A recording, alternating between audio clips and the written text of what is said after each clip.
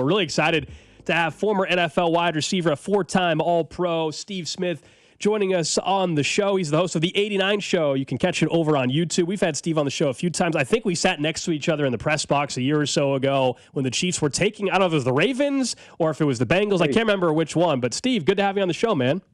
How you doing? We're good. We're good, but we're trying to figure out how worried we should be about this offense. You played in the league, looking at these wide receivers. How bad is it?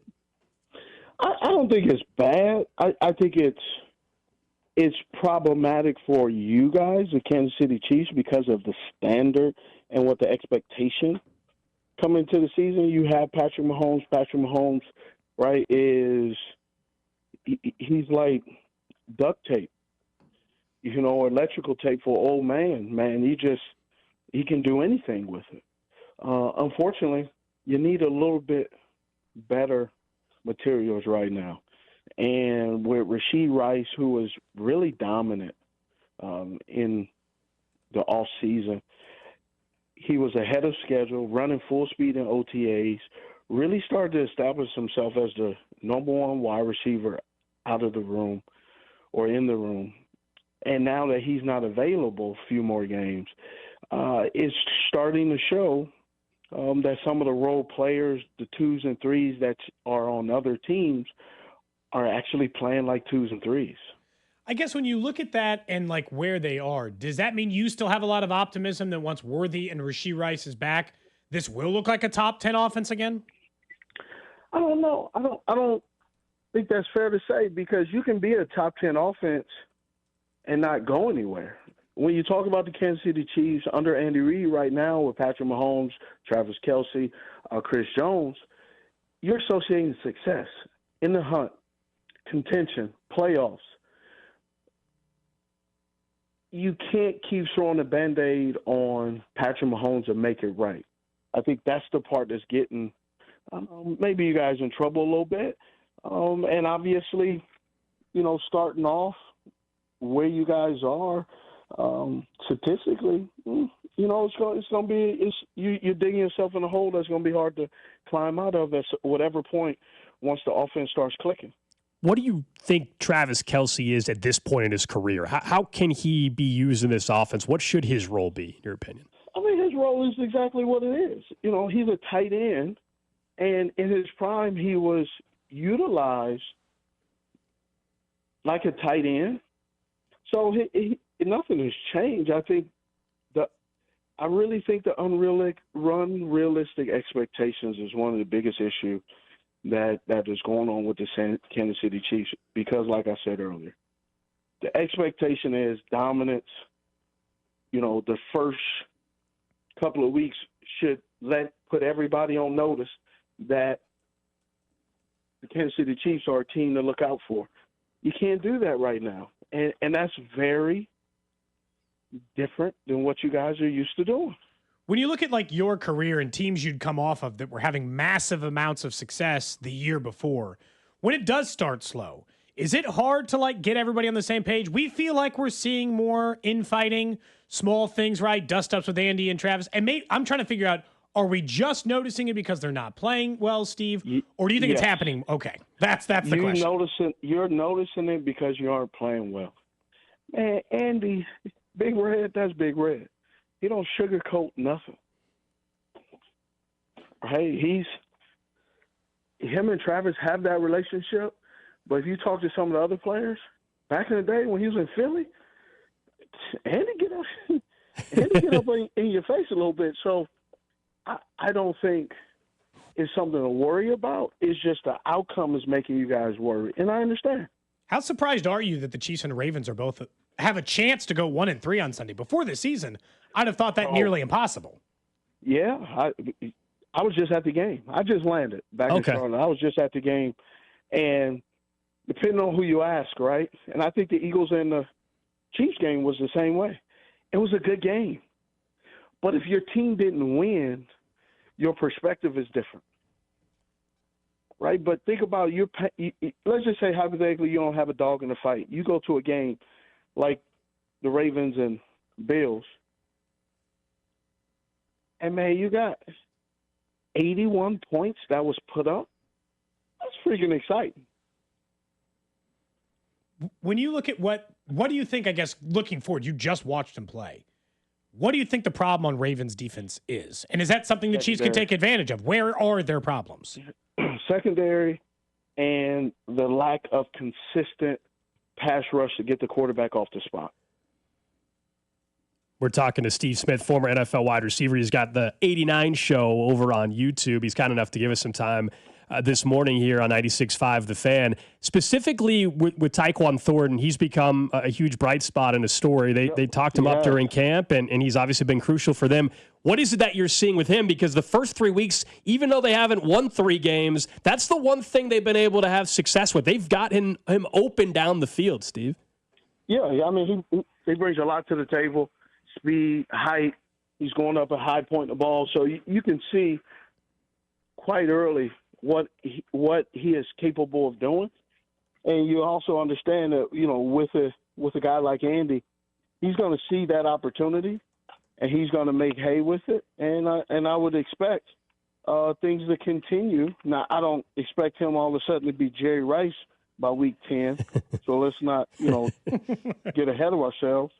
But I do think if he continues on this trajectory, he can run alongside Xavier Worthy, run alongside when Rashee Rice comes back.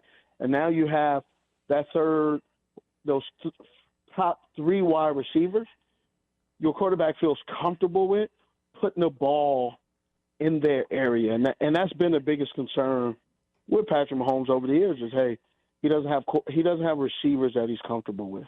I think Rashee Rice, prior to him getting injured, he was getting there. With the absence of Rashee Rice, that pushed Xavier Worthy into a spotlight that he needed.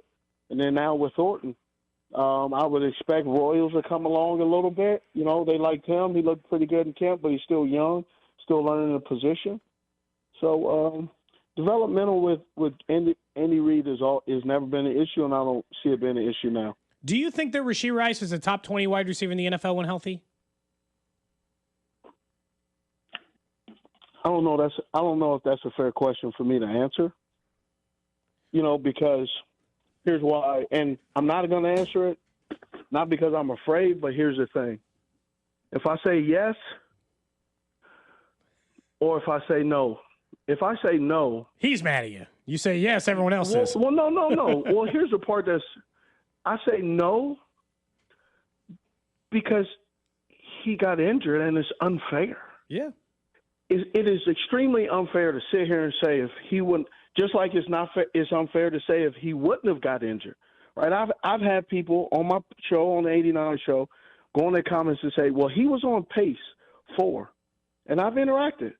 So do we credit what we're on pace for, or do we only credit what we actually did? Because, when the Powerball was $3.7 billion, I was on pace to win that. I just never got to the Powerball place to pick it. So does that mean I'm still a billionaire? Do you think he has the talent to be that level of wide receiver? Like, let's just forget where he actually ranks. Of course. I think because Andy Reid's offense does a great job of getting the guys who they believe are the guys, the football, right? We can go back in the day. We talk about Andy Reid, when you talk about this offense, right? Alex Smith in Kansas City, and Patrick Mahomes was just getting developed. Then you got Tyreek Hill, punt returner, right, who played running back, wide receiver, how he developed, right? The wide receivers coach that used to be there, Greg Jennings. You have Todd Pinkston, right? You have all of these players over the years under Andy Reid where they were not top anything. However, they were the top playmakers of that team when they were in that offense, and that's what you need. Before we let you go, Steve, we're talking to Steve Smith here on 96.5 The Fan. What about the Chargers? What do you make of them? They're 3-0 and already have 3 divisional wins. They're trying to knock the Chiefs off, obviously, after 9 straight division titles. Well, I just finished watching the Chargers. Literally, I was on the airplane watching them because I was watching Keenan Allen, just seeing how that old man is still doing it, how he's going about business, and it's awesome. right? He's playing primarily outside, playing X, right? And Quentin Johnston is doing a really good job. They figure out how to get him the ball and show his explosiveness. Lad McConkey, he's trying to figure out now that it's no longer a secret. The gig is up. He's a hell of a football player. People are starting to game plan for him. And then that defense is crazy physical. And they got a young secondary who doesn't know anything about what they're supposed to be doing. They're not supposed to be playing this good this early. They don't know that, and that's why it makes them so dangerous, and they keep playing so well. Those young corners are doing things that, are causing conflict and hesitation in throwing a football to the wide receivers when those guys are there. So it's going to be interesting to see eventually as the season progresses, you get all the wrinkles out, everybody's identity is fully cemented. That is going to be a challenge for the Kansas City Chiefs because the Los Angeles Chargers are no longer the same old Chargers. They are improving. Tell us where people can find the 89 show. I know you're doing that with James Palmer, right? Yeah, the 89 show is on YouTube. 89 with Steve Smith on YouTube. We're doing just talking football. Really, we're supposed to have MJD on today. Nice. My fellow coworker, to talk about running backs, right?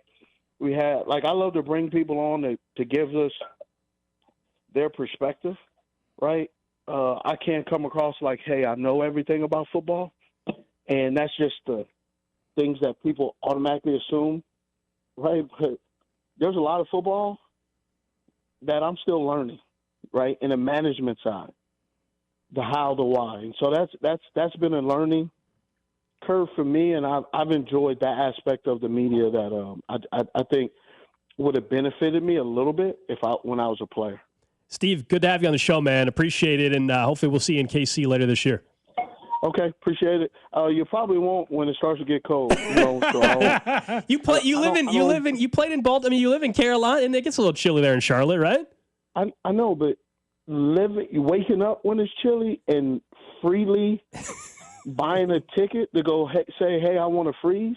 I did that with the AFC Championship game, and I didn't have enough clothes on. So I've experienced that, and I'm like, you know what? As a guy who likes to ski, I love to ski, but I get to get off the slopes whenever I want. When you're doing media, man, you can't get away. It's bitter cold everywhere in there. All right, there you go, man. Well, you'll have to come back or get here before it gets cold here. So you got like 2 weeks left, all right? Hey, you know it's receivers. Madonna's. There you go. All right, that's Steve Smith with us here on 96.5 The Fan. Good to catch up with him. And, I think he was in the press box next to us. I want to say it was the Ravens game. Maybe I'm off. He Ravens got so or Bengals. cold in Kansas City in his career. He's like, I'm never going there in December. Yeah, look, I hard to blame him. Hard to blame him for if you're someone that's not a big fan of the cold weather. Why would you go and be sitting outside on a studio set or something for 4 hours or whatever it may be? But that's Steve Smith, former NFL wide receiver, 4-time All-Pro, and he's got the 89 show over on YouTube. He does that with James Palmer. As far as